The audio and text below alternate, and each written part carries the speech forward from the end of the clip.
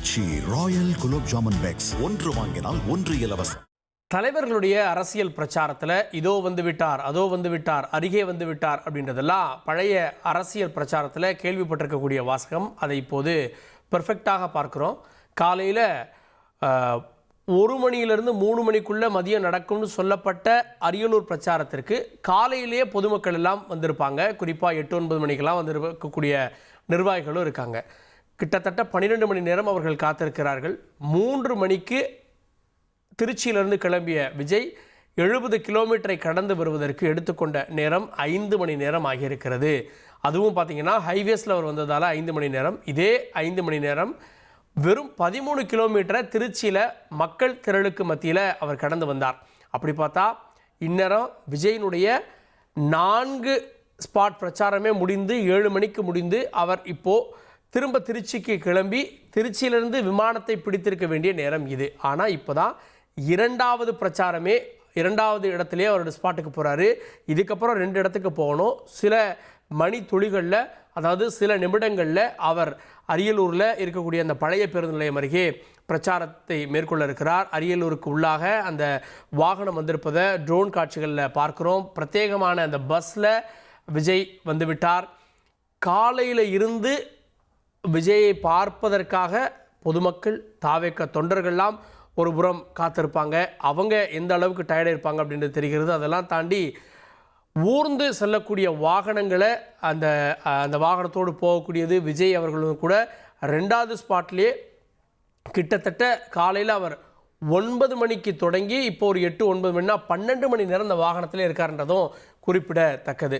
செய்தியாளர் மணிகண்டன் கூடுதல் விவரத்தோடு இணைகிறார். மணிகண்டன், இன்னும் சில நிமிடங்களில் அரியலூரில் விஜய் 2வது பிரச்சாரமாக பேசுவார் அப்படின்னு எதிர்பார்க்கப்படுகிறது. விவரங்கள் என்ன? நிச்சயமாக நீங்கள் குறிப்பிட்ட அதே போன்றுதான்.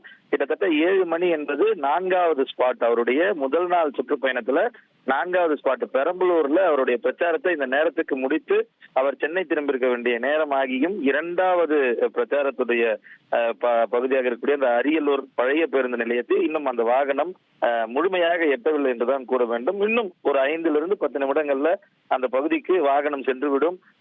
அதிலிருந்து 5 நிமிடத்திற்கு பிறகாகத்தான் அவர் உரையாற்றுவார்.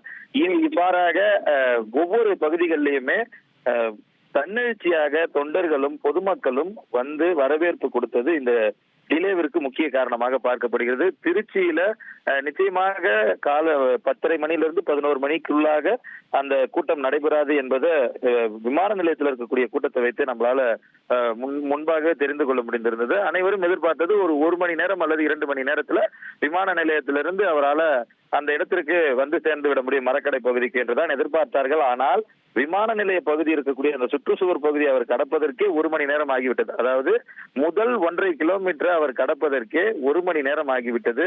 பின்னர் பைபாஸிலிருந்து அந்த டிவிஎஸ் டோல்கேட் எனப்படக்கூடிய அந்த நகரத்து பகுதிக்குள்ள வரும்போது அடர்த்தியின் காரணமாக நேரம் ஆகி கொண்டே இருந்தது. கிட்டத்தட்ட 4.5 மணி நேரத்திற்கு பிறகாகத்தான் அவர் அந்த 13 கிலோமீட்டர் எனக்கூடிய அந்த தூரத்தை எட்ட முடிந்திருந்தது. அதனைத் தொடர்ந்து அங்கிருந்து விரைவாக பைபாஸ் வழியாக, அதாவது புறவழிச்சாலை வழியாக அரியலூருக்கு அவர் புறப்பட்டார்.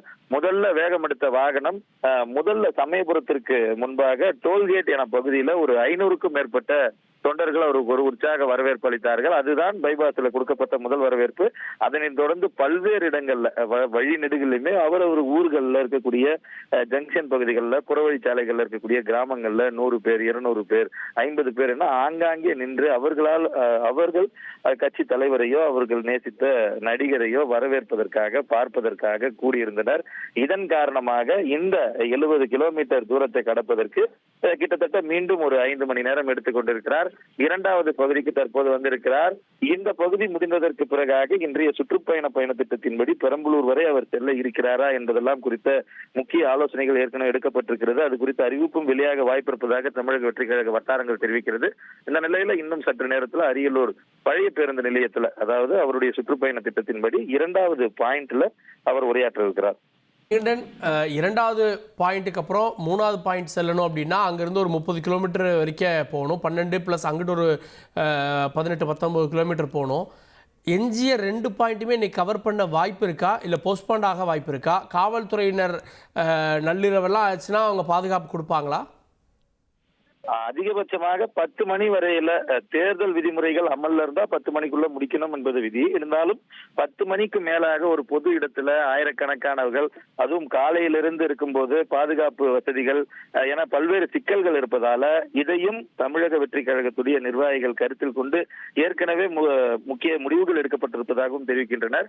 இந்த அரியலூர்ல இருந்து புறப்பட்டு குன்னம் செல்லக்கூடிய அந்த இடைவெளியில அந்த நேரத்தை பொறுத்து பெரம்பலூர் மற்றொரு நாள் மாற்றப்படுவதற்கு வாய்ப்பு இருக்கிறதா, அல்லது பெரம்பலூருக்கு சென்று விட்டு ஓரிரு நிமிடத்திற்குள்ளாக உரையை முடிப்பதற்கு வாய்ப்பு இருக்கிறதா என்பது குறித்த அறிவிப்பு தெரிவிக்கப்படும் என தெரிவிக்கப்பட்டிருக்கிறது. ஆனால் இன்றைய சுற்றுப்பயணத்தை முழுமையாக முடிக்க வேண்டும் என்பதில் கட்சித் தலைவர் உறுதியாக இருப்பதாக தெரிகிறது. அந்த அடிப்படையில் அரியலூர்ல இருந்து குன்னத்திலிருந்து பெரம்பலூர் விரைவாக வாகனத்தை இயக்குவதற்கான ஏற்பாடுகளையும் செய்திருக்கின்றனர். இந்த 4 பகுதிகளுக்குமே திருச்சியிலிருந்து மரக்கடை, அதாவது விமான நிலையத்திலிருந்து மரக்கடை செல்லும் போதும் சரி, அரியலூர் வரும்போதும் சரி, காவல்துறையுடைய விஐபி எஸ்கார்ட் இருந்தது, அவர்களுடைய தனி பாதுகாவலர்கள் இருந்தார்கள். அது இல்லாமல் இந்த சுற்றுப்பயணத்திற்கென ஒரு 30 பேர் கொண்ட எஸ்கார்ட் வாகனம் பிரத்யேகமாக இருக்கிறது.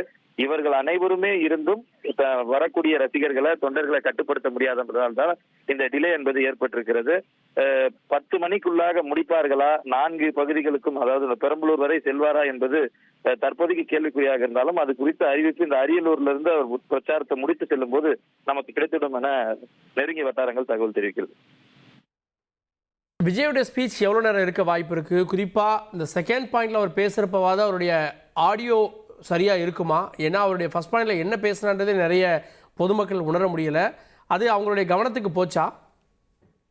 நிச்சயமாக அந்த முதல் பாயிண்ட்ல, அதாவது மரக்கடை பகுதியில கூட்டம் அதிகமாக இருந்ததன் காரணமாக அந்த ஆடியோ கன்சோல் எனப்படக்கூடிய பகுதி கூட்ட நெரிசல்ல சிக்கி சேதமடைந்ததன் காரணமாக அந்த ஆடியோ அவுட்புட் சரியாக கிடைக்கவில்லை என தமிழக வெற்றி கழகம் சார்பில் தெரிவித்திருக்கின்றனர். அந்த கன்சோல் முழுமையாக சேதப்படுத்தப்பட்டிருப்பதாகவும் அதனாலதான் ஆடியோவுடைய அவுட் என்பது தொலைக்காட்சிகள்லயோ அல்லது அங்கிருக்கவர்களை தவிர்த்து வேறு யாருக்கும் சரியாக கேட்க முடியாத சூழல் ஏற்பட்டிருப்பதாக தெரிவிக்கப்பட்டிருக்கிறது. இந்த நிலையில முதல் பகுதியை தவிர்த்து மற்ற இடங்கள்ல முதல் பகுதியில மட்டும்தான் 15 நிமிடம் என்பது இருந்ததாகவும் 10 நிமிடத்திற்குள்ளாகவே மற்ற பகுதிகளில் பேசி முடிக்கிறதுக்கு திட்டமிட்டிருந்ததாகவும், முதல் பகுதியில் அந்த மைக் சேதமடைந்ததன் காரணமாக, அந்த ஒலி சரியாக கேட்காததன் காரணமாக இங்கேயும் 15 நிமிடம் வரை பேசுவதற்கான வாய்ப்பு இருப்பதாக தெரிவிக்கப்படுகிறது.